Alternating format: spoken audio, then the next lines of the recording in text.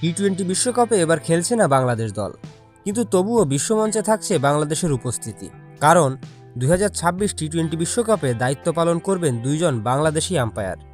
আইসিসির প্রকাশিত ম্যাচ অফিসিয়ালদের তালিকায় জায়গা পেয়েছেন এলিট প্যানেলের আম্পায়ার শরফুদ্দৌলা ইবনে শহীদ এবং আইসিসির আন্তর্জাতিক প্যানেলের আম্পায়ার গাজী সোহেল।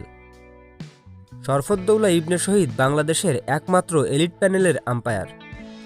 তিনি ইতিমধ্যে 32টি টেস্ট, 121টি ওয়ানডে এবং 75টি টি-20 ম্যাচ পরিচালনা করেছেন।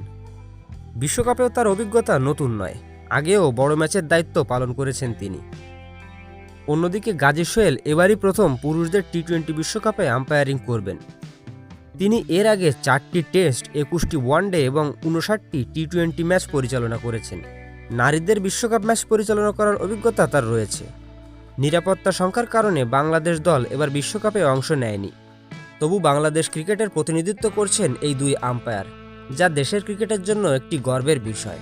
এ ব্যাপারে আপনাদের মতামত কি? কমেন্টে অবশ্যই জানাবেন।